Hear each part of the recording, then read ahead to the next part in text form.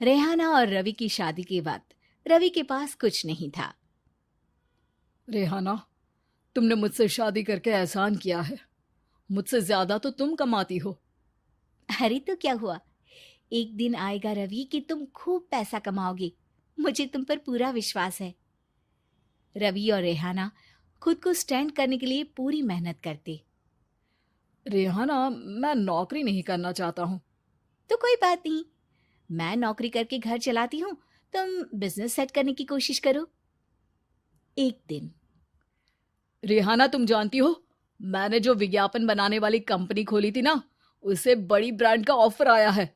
अब हम लोगों के दिन ब्यारे न्यारे हो गए हैं। मैं जानती थी रवि कि एक दिन तुम सेटल हो जाओगे।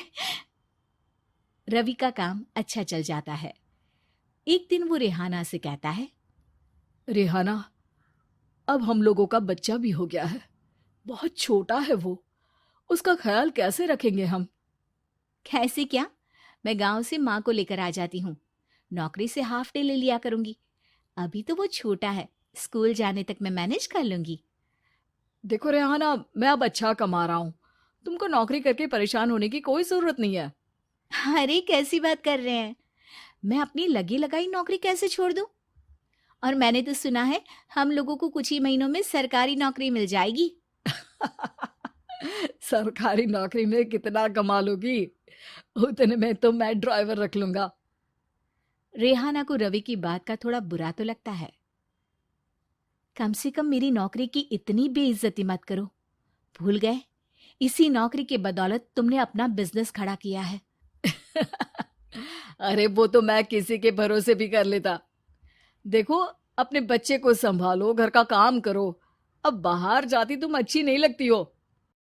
रेहाना रवि के कहने पर नौकरी तो छोड़ देती है, लेकिन अब बड़े से घर में उसकी कीमत किसी नौकर से कम नहीं होती। एक दिन रवि का दोस्त आता है।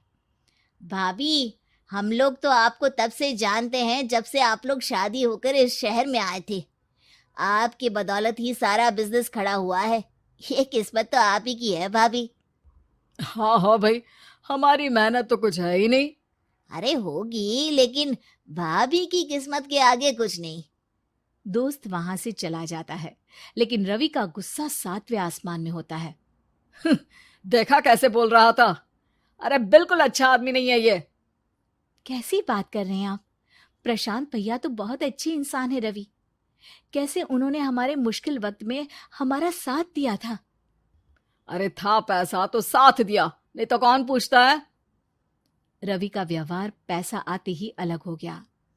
वो बंदे को बंदा नहीं समझता। घमंड से घिरे रवि ने तो एक दिन हद ही कर दी। रेहाना, मैं अब तुम्हारे साथ नहीं रह सकता हूँ। क्या क्या बकवास कर रहे हो रवि? क्या कहना चाहते हो? और क्यों नहीं रह सकते तुम मेरे साथ? देखो, मुझे कोई और पसंद है, और उसने साथ रहने पर बस यही शर्त रखी है कि मुझे तुम्हें तलाक देना होगा। रेहाना, जो कि एक स्वावलंबी महिला थी, उसने बिना देर किए रवि को कह दिया, कोई इश्यू नहीं, मुझे पैकिंग में 4 दिन का वक्त लगेगा, लेकिन तब तक मैं तुम्हारे साथ नहीं रहूंगी। 4 दिन के लिए तुम कहीं और शिफ्ट हो जाओ, मैं घर से निकलूंगी तो बता दूंगी। रवि घर छोड़कर चला जाता है। रेहाना को दुख होता है, वो रोती है, लेकिन व्यवहार से स्ट्रांग रेहाना को पति के वापस आने का और उसे सबक सिखाने का पूरा भरोसा था। फिर एक दिन, अरे शुशिका, कब शादी करोगे तुम मुझसे? यार मैंने तो सोचा था तुम शादी से पहले मुझे विदेश लेकर जाओगे, महंगी कार दिलाओगे। अरे सब दिला दूंगा, लेकिन पहले मुझसे शादी तो कर लो। हाँ हाँ, क्यों नहीं। मैं कुछ दिनों के लिए अपने मम्मी पापा के पास जा रही हूँ और लोगों से अपनी शादी की बात करूंगी। अरे शुशिका, कैसे रहूंगा मैं तुम्हारे बिना? अब तो शादी ही होने वाली है हम लोगों की। शुशिका रवि को छोड़कर चली जाती है। रवि घर आता है, जहां रेहाना को ना पाकर उसे सब अजीब लगता है। घर तो रेहाना के बिना कुछ नहीं है। बच्चे की याद भी आ रही है। चलो एक वीडियो कॉल कर लेता हूँ। रवि रेहाना को वीडियो कॉल करता है, लेकिन रेहाना फोन नहीं उठाती। रात को सोते वक्त मन कर रहा है मुन्ने को गले लगा लूं। चलो कोई ना, शुशिका से शादी के बाद मेरे और भी बच्चे होंगे। अगले दिन रवि ऑफिस जाता है, जहां टीना खड़ी होती है। सर, आपने अपने नए ऐड के लिए मॉडल की रिक्वायरमेंट डाली थी ना, मैं उसी के लिए आई हूँ। रवि टीना को देखकर खुश हो जाता है। अब शादी हो गई है तुम्हारी? नहीं सर, बस अच्छा सा हैंडसम और अमीर लड़का देख रहे हैं मेरे मम्मी पापा। रवि के दिमाग से तो टीना को देखकर शुशिका का ख्याल भी खत्म हो जाता है। अरे यार, ये लड़की मिल जाए, कितनी सुंदर है। शुशिका तो इसके आगे कुछ नहीं है। अब क्या तुम्हें ऐसा नहीं लगता कि मुझसे मिलकर तुम्हारी ये खोज खत्म हो गई है? आप तो 2 बच्चों की पापा लग रहे हैं। अरे नहीं नहीं, मेरी शादी तो हुई थी, लेकिन बीवी को किसी और से प्यार था, मुझे छोड़कर चली गई। खैर, टीना की दोस्ती रवि से हो जाती है, लेकिन 1 महीने बाद शुशिका रवि के पास वापस आती है। मेरे मम्मी पापा तुमसे मिलना चाहते हैं, लेकिन उन लोगों को ये मत बताना कि तुम पहले से शादीशुदा हो, और हाँ, शादी से पहले अपनी सारी प्रॉपर्टी तुमको मेरे नाम करनी होगी। अरे पागल, अब मैं तुमसे शादी ही नहीं करना चाहता। भला ऐसी लालची औरत से कौन शादी करेगा? तभी वहां टीना आ जाती है। रवि, ये पागल सी औरत कौन है? देखो, तुमने ही कह दिया ना पागल, तो पागल ही है। पता नहीं कौन है, कह रही है शादी कर लो, लेकिन शादी से पहले अपनी सारी प्रॉपर्टी मेरे नाम कर दो। बोल तो सही रही है।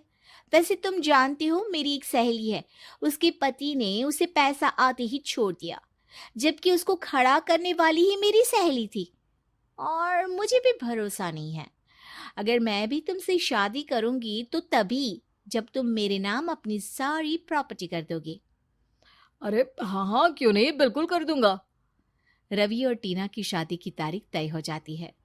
वो अपनी सारी प्रॉपर्टी के कागज लेकर शादी वाली जगह पर पहुंचता है, लेकिन वहां टीना आती नहीं। रवि टीना को मैसेज करता है। कहाँ हो? सॉरी, मैं तुमसे शादी नहीं कर सकती, मुझे तुमसे भी ज्यादा पैसे वाला मिल गया। रवि को गुस्सा आ जाता है। वो गुस्से से सारा डेकोरेशन तोड़ रहा होता है कि वहां रेहाना आ जाती है।